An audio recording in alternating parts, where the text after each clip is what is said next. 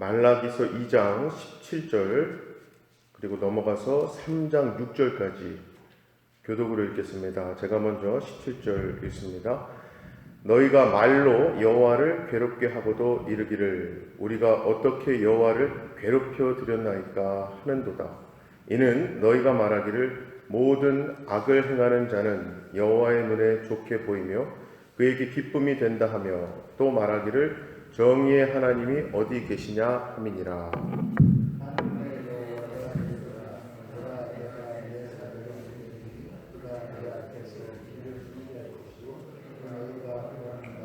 주가 갑자기 그의 성전에 임하시니 곧 너희가 사모하는 바 언약의 사자가 임하실 것이라.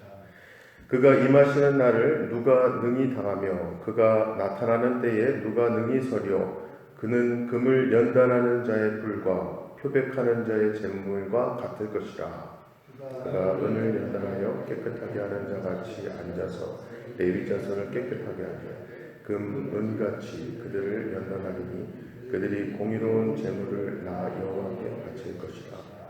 그때에 유다와 예루살렘의 봉헌물이 옛날과 그대와 같이 나 여호와께 기쁨이 되려니와 내가 심판하러 너희에게 임할 것이라. 점치는 자에게와 간음하는 자에게와 거짓 맹세하는 자에게와 품꾼의 삭스에 대하여 억울하게 하며 과부와 부하를 압제하며 나그네를 억울하게 하며 나를 경외하는 아니하는 자들에게 속히 증언하리라.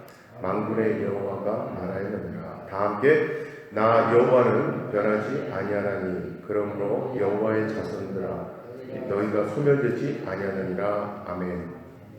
우리 눈에 펼쳐지는 세상의 현실은 하나님을 믿는 자에게는 참 큰 도전이자 때로는 함정으로 다가올 수밖에 없다는 생각이 듭니다. 왜냐하면 세상의 현실이 우리의 기대와는 전혀 다르게 펼쳐지고 있기 때문이죠. 정말 실제로 많은 신자들이 자신이 하나님을 믿는 신자이기 때문에 크리스천이기 때문에 하나님을 믿지 않는 사람보다는 더 나은 삶을 사는 게 맞는 거 아닌가 라는 생각이 있지 않습니까? 하지만 현실은 오히려 믿지 않는 자들이 더 많은 부와 평안을 누리고 있는 것으로 보이지요.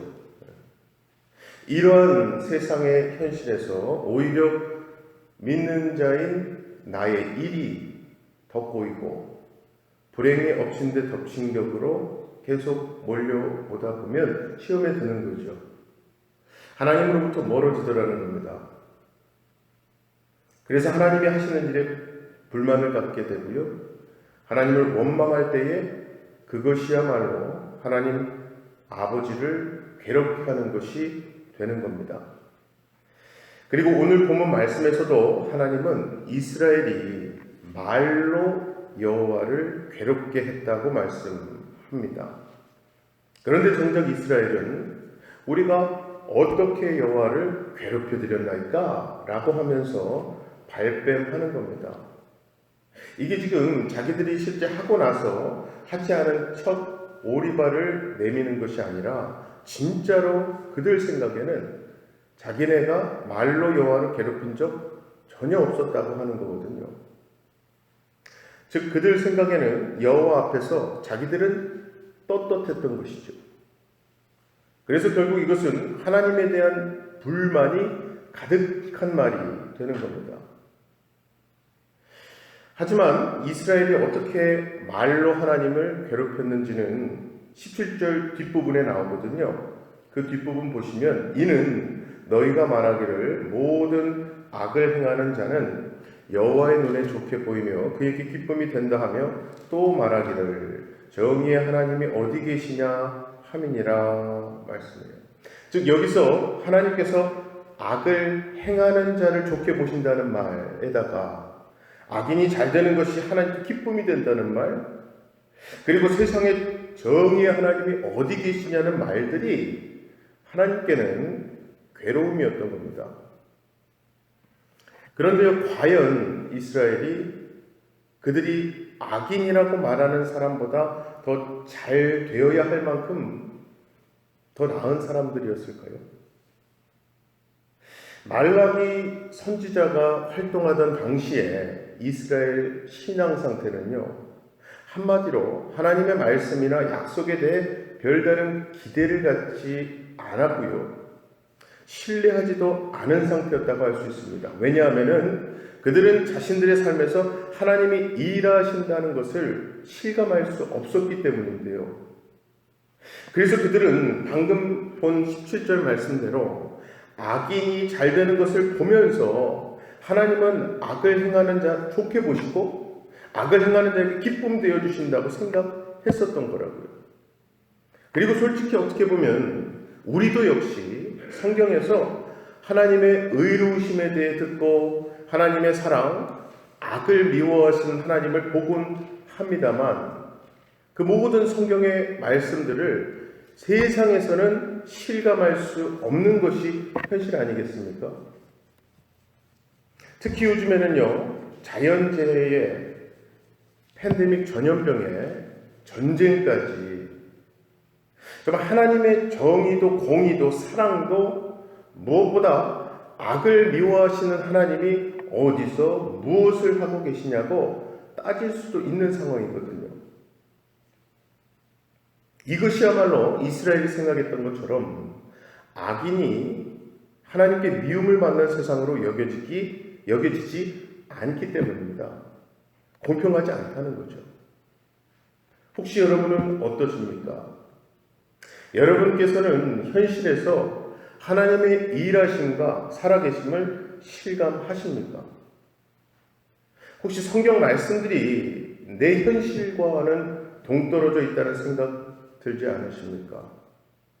만약에 그런 생각이 드신다면 그것은 하나님 말씀의 의미를 잘못 이해하고 계시기 때문인 것 같아요. 자, 본문 1절에 보시면 하나님께서 사자를 보내실 것이고 그 사자는 하나님의 길을 준비할 거라고 말씀합니다.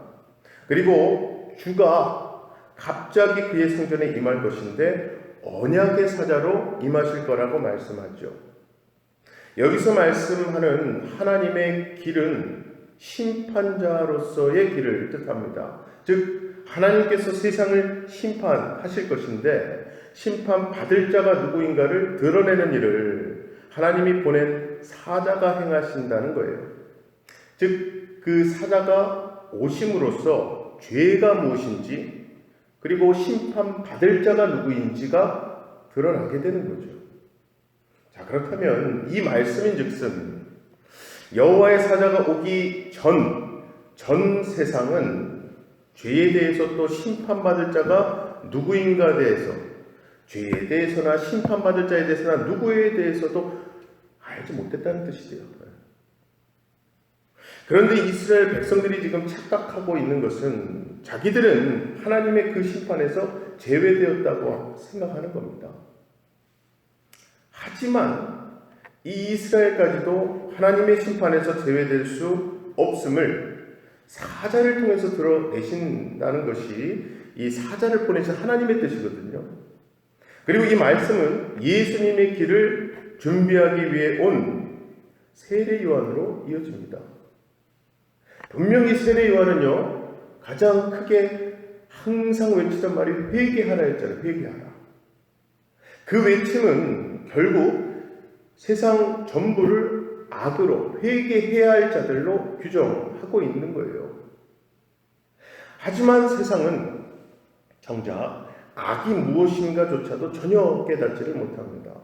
이러한 세상에 악을 드러내기 위해 주가 빛 되시는 주 예수 그리스도가 오신 겁니다. 그리고 2절에 보시면은 주가 임하시는데 그 주는 금을 연단하는 불과 표백하는 자의 잿물과 같을 거라고 말씀하죠. 여기서 불과 잿물은요, 한마디로 정화, 깨끗히 하는 능력을 말합니다. 그리고 금은 불에 의해서 녹으면서 불순물과 순금으로 분리되지요. 또 잿물은 옷감의 불순물을 제거하고 이렇게 불순물을 제거하는 능력으로 주가 임하신다는 거예요. 따라서 불과 잿물로 오시는 주님 앞에서 그 누구도 나는 그거 필요 없습니다. 나는 충분히 정결합니다. 나는 더럽지가 않다는 말을 할 수가 없는 거죠. 결국 누군가 또 모든 사람이 불순물이 가득한 더러운 존재라는 사실을 인정할 수밖에 없다는 거예요. 이 사실이 주가 오심으로 드러나게 되는데 이처럼 악을 드러내신 일을 하나님의 정의, 하나님의 공의라고 하는 겁니다. 이것은 분명히 세상이 생각하는 정의와는 다른 거죠. 보통 세상이 말하는 정의는요, 권선징악, 그렇죠?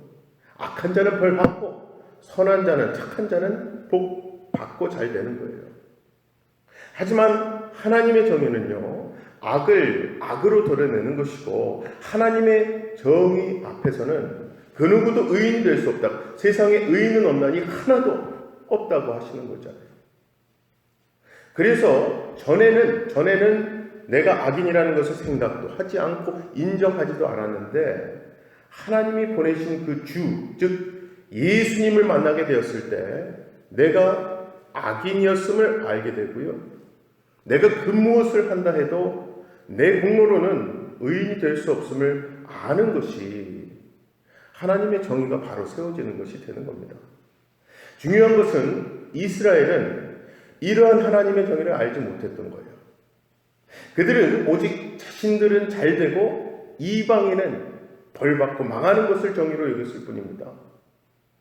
때문에 그들 눈에 보이는 현실은 오늘 말씀에서처럼 하나님과 상관없이 인간의 힘으로 잘 살고 있는 것으로 비춰질 수밖에 없었던 거예요. 하지만 하나님의 말씀을 바르게 이해한다면 예수 그리스도의 복음이 바르게 올바르게 전파되는 그것이야말로 하나님의 정의가 세워지는 것임을 알게 됩니다. 그러므로 그 복음이 전파되는 지금 이 시대에도 하나님의 정의는 사라지지 않고 계속 세워지고 있는 거죠. 그리고 3절에서 말씀하는 공의로운 재물은요, 하나님의 정의가 세워질 때 가능합니다. 그래도 그런 것이 우리가 하나님께 무엇을 바친다 해도 그게 절대로 공의로운 재물이 될 수가 없습니다. 공의로운 재물은 오직 예수 그리스도밖에 없거든요. 예수님만이 하나님 보시기에 의로운 재물이 되기 때문에 하나님은 우리에게 다른 재물 원하지 않으시죠. 그럼에도 불구하고 사람들은 나름대로의 재물을 바쳐서 하나님 기쁘시게 하겠다고 하는 거죠. 왜냐하면 사람들은 일단 뭔가를 바쳐야 하나님의 복을 받을 수 있기 때문이다 라고 생각하는 거죠. 즉 복받기 위해 재물 바치는 것, 내가 뭔가 바치니까 그 대가로 하나님께 복 주세요 하는 것, 이것이 바로 자기 죄를 보지 않는 악 아니겠습니까? 여러분, 성경이 말씀하시는 이 공의로운 재물은요, 우리 정성, 우리 어떠한 노력도, 우리 것을 바치는 그 어떤 것도 아닙니다. 진정 공의로운 재물은 우리 예수님을 믿는 믿음으로만 가능한 거예요. 즉 재물을 바쳐서 복 받겠다는 것이 아니라 예수 그리스도의 그 보혈이 나의 모든 죄를 덮으시고 나를 깨끗하게 하신다는 믿음으로 그 주님께 나아오는 것, 그것만이 하나님께 공의로운 재물을 바치는 것이 되는 겁니다. 하나님은 그 재물을 기뻐하시고 그 재물을 바치는 그들이 불과 잿물로 연단된 깨끗한 자로 여김 받게 되는 거죠. 자, 그리고 5절에 보시면 하나님께서 점치는 자, 간음하는 자, 거짓 맹세하는 자, 고아와 과부를 압제하고 나그네를 억울하게 하며 하나님을 경외하지 않는 자들을 심판하신다고 말씀하죠. 이러한 심판에 해당되는 자는 결국 말씀을 통해서 자신의 악함을 돌아보지 않고 그저 자신을 위해 살아가는 사람들을 의미하는 거예요. 즉 자기 욕망에만 매여 살면서도 그것을 악으로 여기지 않는 거죠. 왜냐하면 그들은 풍요가 곧 복이라고 생각하기 때문에. 그래서 말라기 선지자는 그러한 사고방식의 세상을 향해서 오늘 이 말씀을 외치는 겁니다. 사랑하는 우리 성도 여러분, 우리에게 있어서 공의는요 오직 예수 그리스도 한 분인 줄로 믿습니다. 예수님을 떠나서는요 내가 무엇을 한다 해도 그것은 절대 의가 되지 못하고 하나님께 기쁨이 될 수도 없음을 우리는 잊지 말아야 합니다. 그러므로 지금 우리가 마음에 둬야 할 것은 예수 그리스도 제대로 믿는 거죠. 이러한 어두운 세상일수록 빛 되시는 그분 바라보는 거죠. 즉 그리스도를 믿는 믿음이 올바르고 그 믿음이 내 삶의 기준이요 내 삶의 현실이 되면은 이 땅에서 그저 잘 먹고 잘 사는 것이 말씀 안에서는 중요한 문제가 아님을 알게 되는 거죠. 꼭 기억하시기 바랍니다. 지금 이 세상 참 어지럽고 어두워 보이며 불안한 세상이라 해도 결코 이 세상은요 하나님이 일하시지 않는 세상 아니라는 사실이에요. 지금도 하나님은 일하고 계시다는 사실이에요. 하나님은 지금도 당신의 백성으로 하여금 그리스도를 믿는 믿음의 삶을 살아가도록 일하시죠. 그리고 우리의 죄를 보게 하시면서 예수님 떠나 살 수 없는 우리 실상 잊지 않게 해주시죠. 그렇게 오늘 이 기도 시간에도 우리 안에 내주하고 계시는 성령님의 음성을 들으시며 우리의 유일한 공의로운 제물 되신 예수 그리스도, 우리의 의의 옷이 되시는 예수 그리스도를 내 삶의 주로, 우리 가정의 주님으로, 우리 교회의 머리로 고백하시는 저와 여러분 되시기를 주님의 이름으로 간절히 축원합니다. 시간 우리 두 가지 기도 제목 놓고 기도하실 때에 우리의 공의로운 제물 되어주신 예수님을 우리가 믿고 주님으로 영접했다고 하는데 우리 또한 그 예수님 따라 하나님 앞에 거룩한 산 제물로 드리는 삶, 그러한 예배자로서의 삶 살게 해달라고 기도하십시다. 두 번째는요, 우리 교회 예배위원회 위에 기도 부탁드립니다. 위원회 안에 있는 팀들이죠. 겟세마네 중보기도팀, 미디어팀, 샤론 성가대, 호산나 성가대, 쉐키나 찬양팀, 하나님 안에서 예배 준비하는 시간이 어느 시간보다 기쁨이 되고 은혜 넘치는 시간이 되어서 흘러 넘치는 은혜가 우리 교회 예배 시간에 하나님께 울려 퍼지고 모든 성도들의 심령에 생명의 말씀의 씨앗 또 넘치는 은혜의 강물이 되게 해달라고 함께 기도하겠습니다. 사랑의 아버지 하나님 참 감사합니다. 하나님 은혜로 우리가 매일 새벽 예배를 드리고 또 주일마다 거룩한 안식을 통해서 안식의 주 되시는 예수 그리스도 또 모든 세상을 창조하시고 우리를 다스리시며 우리 아버지 되시는 하나님을 예배하게 하시니 감사합니다. 하나님 우리 삶이 예배자로서의 삶인 것은 성경을 통해서 알지만 오늘 말씀을 통해 진정한 우리가 예배를 통해 드릴 수밖에 없고 예배를 통해 하나님께 나아갈 수밖에 없는 오직 유일한 길 되시는 공의로운 제물이 바로 예수 그리스도이심을 우리가 깨달았사오니 우리 삶 가운데 우리의 생명길 되시고 유일한 우리의 의의 옷 되어주시는 예수 그리스도 잊지 않는 삶 되게 하시고 무엇보다 그분이 내 죄로 인해서 십자가에 못 박히셨는데 내가 죄로부터 멀어지는 삶 그리고 그분을 통해서 내 삶 모든 곳곳에서 하나님을 기억하고 찬양하고 영광 돌리는 그리하여 모든 내 삶이 거룩한 산 제물로 드리는 예배자의 삶이 되게 하여 주시옵소서. 무엇보다 우리 교회에 귀한 예배위원회를 하나님께서 조직시켜 주시고 장로님을 비롯해서 많은 팀장님들 그리고 섬기는 집사님들 권사님들 붙잡아 주시고 세워주셔서 곳곳에서 예배를 위해서 섬길 수 있게 하시니 감사합니다. 하나님께 귀한 찬양으로 영광 돌리는 우리 샤론 성가대, 호산나 성가대, 쉐키나 찬양팀 그리고 기도로 예배를 비롯해서 모든 곳곳에서 영적 파수꾼의 역할 그 사명을 감당하시고 계시는 우리 겟세마네 중보기도팀 그리고 보이지 않는 곳에서 꼼꼼히 준비하시는 우리 미디어팀까지 하나님께서 각자 맡으신 사명에 맞게 하나님이 주신 은사로 감당하게 하셨사오니 비록 지칠 때가 있고 또 이해가 안 갈 정도로 참 힘든 상황이 있으실지라도 하나님께서 그 마음 어루만져 주시고 모든 섬기는 손길마다 진정한 예배, 하나님의 임재가 있는 예배, 은혜가 넘치고 흘러나가는 예배를 통해서 우리 섬기시는 분들 하나님의 복 경험하게 하여 주시옵소서. 그리하여 진정한 거룩한 산 제물로 드리는 우리 모든 예배자의 삶, 또 그러한 삶들이 모여 하나님께 영광 돌리는 우리 교회 되게 하실 줄 믿사옵고 우리 주 예수 그리스도의 이름으로 기도하옵나이다. 아멘. 하늘에 계신 우리 아버지여, 이름이 거룩히 여김을 받으시오며 나라의 임하옵시며 뜻이 하늘에서 이룬 것 같이 땅에서도 이루어지이다. 오늘날 우리에게 일용할 양식을 주옵시고 우리가 우리에게 죄 지은 자를 사하여 준 것 같이 우리의 죄를 사하여 주옵시고 우리를 시험에 들게 하지 마옵시고 다만 악에서 구하옵소서. 나라와 권세와 영광이 아버지께 영원히 있사옵나이다. 아멘.